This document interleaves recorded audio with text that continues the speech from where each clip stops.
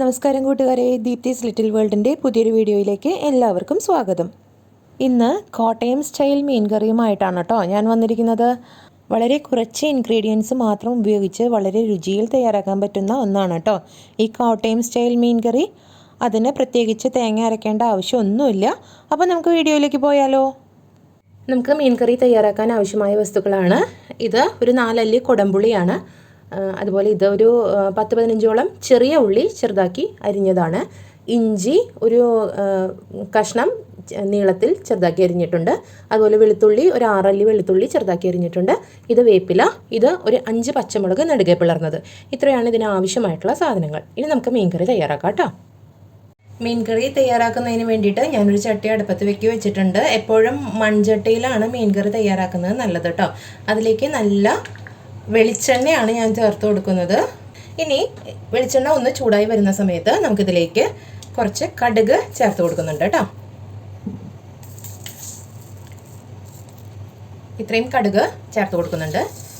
കടുക് ഒന്ന് പൊട്ടി വരണം.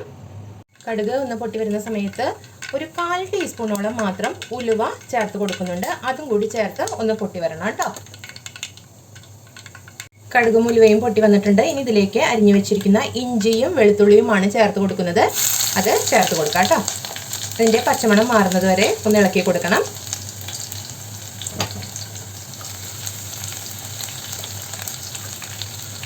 ഇനി ഇതിലേക്ക് നമ്മൾ നെടുകെ പിളർത്തി വെച്ചിരിക്കുന്ന ആ പച്ചമുളക് ചേർത്ത് കൊടുക്കുന്നുണ്ട്. അതോടൊപ്പം തന്നെ വേപ്പിലയും ചേർത്ത് കൊടുക്കുന്നുണ്ട് കേട്ടോ. ഇനി ഇതൊന്ന് ഇളക്കി കൊടുക്കാം. ഇത് ഒക്കെ ഒന്ന് വാടി വന്നിട്ടുണ്ട്. ഇനി ഇതിലേക്ക് നമ്മൾ അരിഞ്ഞു വെച്ചിരിക്കുന്ന ചെറിയ ഉള്ളിയാണ് ചേർത്ത് കൊടുക്കുന്നത് കേട്ടോ. ചെറിയ ഉള്ളി ചേർത്ത് കൊടുത്തിട്ടുണ്ട്. അതും നന്നായിട്ടൊന്ന് ഇളക്കി ഒന്ന് വാടി വരണം കേട്ടോ. ചെറിയ ഉള്ളി നന്നായിട്ടൊന്ന് ഇളം ബ്രൗൺ നിറം ആവുന്നത് വരെ ഒന്ന് ഇളക്കി കൊടുക്കാം. ഇത് വല്ലാതെ മൊരിഞ്ഞു പോകണ്ട, അതായത് ഗോൾഡൻ ബ്രൗൺ ഒന്നും ആവണ്ട, ലൈറ്റായിട്ടൊന്ന് നിറം മാറി വന്നാൽ മതി കേട്ടോ. എപ്പോഴും മീൻകറിയിലേക്ക് ചെറിയ ഉള്ളി ചേർക്കുന്നത് നല്ല സ്വാദാണ് കേട്ടോ. നമ്മൾ സാധാരണയായിട്ട് ഈ കോട്ടയം സ്റ്റൈൽ മീൻകറിയിൽ ചെറിയ ഉള്ളി അങ്ങനെ ചേർക്കാറില്ല. ഇത് 4-5 ദിവസമൊക്കെ കേടാവാതെ ഇരിക്കുന്ന ഒരു കറിയാണ്. ഫ്രിഡ്ജിലൊന്നും വെക്കേണ്ട, നമ്മൾ ഉപയോഗിച്ച ശേഷം ഒന്ന് തിളപ്പിച്ച് വെച്ചാൽ മാത്രം മതി.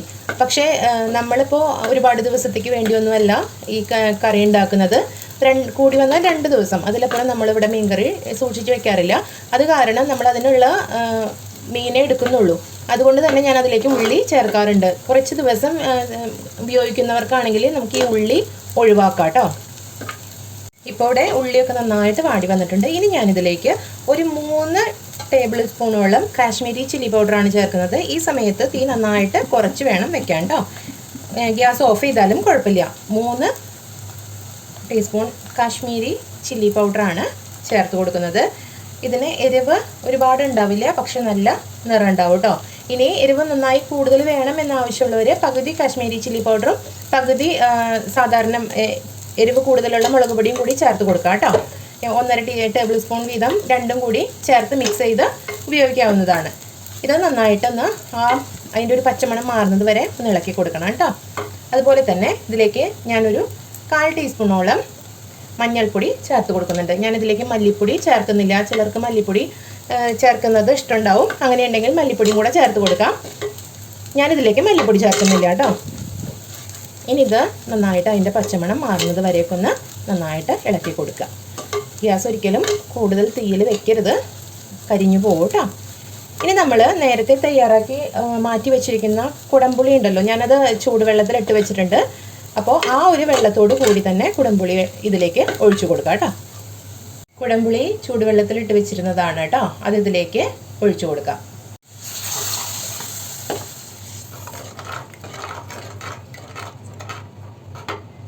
നന്നായിട്ട് ഇളക്കി യോജിപ്പിക്കുക. ഇതൊന്ന് തിളച്ച് വരുമ്പോൾ മാത്രമാണ് നമ്മളിതിലേക്ക് ഉപ്പ് ചേർക്കുന്നത് കേട്ടോ. ഇപ്പോൾ മീൻകറിയുടെ ഇത് നന്നായിട്ട് തിളച്ച് വന്നിട്ടുണ്ട്. ഇനി ഇതിലേക്ക് പാകത്തിന് ഉപ്പ് ചേർത്ത് കൊടുക്കാം കേട്ടോ. ഉപ്പ് നിങ്ങളുടെ പാകത്തിനാണ് ഇട്ട് കൊടുക്കേണ്ടത്. ഞാനിവിടെ എത്രയാണ് ഉപ്പ് ചേർക്കുന്നത് എന്ന് പറയുന്നില്ല, അത് ഓരോരുത്തർക്കും ഓരോ രുചിയാണല്ലോ. അപ്പോൾ ഞാനത് ചേർത്ത് കൊടുത്തിട്ടുണ്ട്. ഇനി ഇതിലേക്ക് നമുക്ക് മീൻ കഷ്ണങ്ങൾ ചേർത്ത് കൊടുക്കാം കേട്ടോ.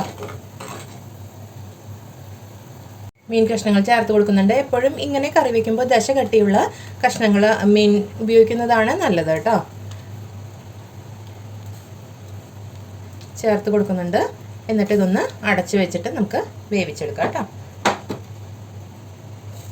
എല്ലായിടത്തേക്കും ഇത് വരുന്ന രീതിയിലൊന്ന് ആക്കി കൊടുക്കുന്നുണ്ട്. ഇനി നമുക്കിതൊന്ന് മൂടി വെച്ച് ഒരു മീഡിയം ഫ്ലെയിമിൽ 5 മിനിറ്റ് ഒന്ന് വേവിച്ചെടുക്കാം.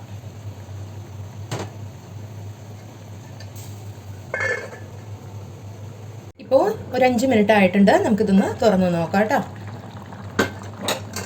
ഇപ്പോൾ കഷ്ണങ്ങളൊക്കെ ഒന്ന് വെന്തിട്ടുണ്ട്.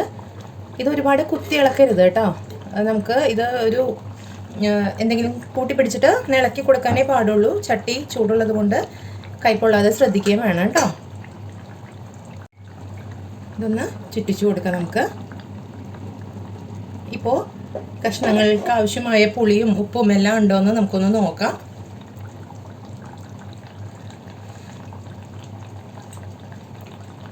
നല്ല അടിപൊളി മീൻകറിയാണ് കേട്ടോ. ഇനി നമുക്ക് ഇപ്പോൾ ഒരു 5 മിനിറ്റ് നമ്മൾ മീഡിയം ഫ്ലെയിമിലാണ് ഇട്ടിരിക്കുന്നത്. ഇനി ഒരു 10 മിനിറ്റോളം ഇതൊന്നൊരു ലോ ഫ്ലെയിമിലിട്ടിട്ട് ഒന്ന് വറ്റിച്ചെടുക്കണം കേട്ടോ. ഇടയ്ക്കൊന്ന് തുറന്ന് നോക്കിയിട്ട് ഒന്ന് മീൻകറി ഒന്ന് ചുറ്റിച്ച് കൊടുക്കണം കേട്ടോ. അടിയിൽ പിടിക്കാതിരിക്കാൻ വേണ്ടിയിട്ടാണ്. കഷ്ണങ്ങൾ കയ്യിലിട്ട് ഇളക്കി ഉടച്ചെടുക്കരുത്.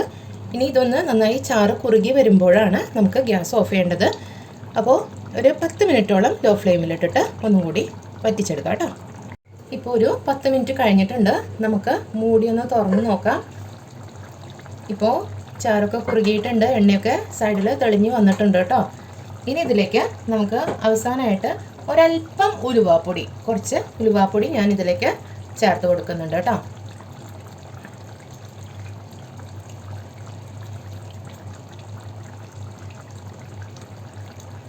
ഉലുവാപ്പൊടി ചേർത്ത് കൊടുക്കുന്നുണ്ട്. അതുകൂടാതെ കുറച്ച് കറിവേപ്പില ചേർത്ത് കൊടുക്കുന്നുണ്ട് കേട്ടോ. ഇത് ഒന്ന് അടച്ചു വെക്കാനി. അപ്പോൾ ഇത്രയേ ഉള്ളൂ. വളരെ എളുപ്പത്തിൽ തയ്യാറാക്കാൻ പറ്റുന്ന ഒന്നാണ് കേട്ടോ. ഈ കോട്ടയം സ്റ്റൈൽ മീൻകറി എന്ന് പറയുന്നത് ഇതിൽ അരപ്പുകളൊന്നും ചേർക്കേണ്ട ആവശ്യമില്ല. തേങ്ങ അരച്ച് ചേർക്കുന്നില്ല. വളരെ എളുപ്പമാണ്. പിന്നെ അത് മാത്രമല്ല, ഇത് നമ്മളെപ്പോഴും തലേ ദിവസം കറി വെച്ച് പിറ്റേന്ന് കൂട്ടുമ്പോഴാണ് അതിൻ്റെ രുചി നന്നായിട്ട് ആ മീനിലേക്കൊക്കെ പിടിക്കുന്നത് കേട്ടോ. ഇപ്പോൾ കഴിക്കാനും കുഴപ്പമില്ല, എന്നാലും കുറച്ചുകൂടി രുചി അറിയാൻ പറ്റുക നമുക്ക് പിറ്റേന്ന് എടുക്കുമ്പോഴാണ്. അപ്പോൾ ഇത്രയേ ഉള്ളൂ. അപ്പോൾ ഇന്നത്തെ വീഡിയോ എല്ലാവർക്കും ഇഷ്ടപ്പെട്ടെന്ന് കരുതുന്നു.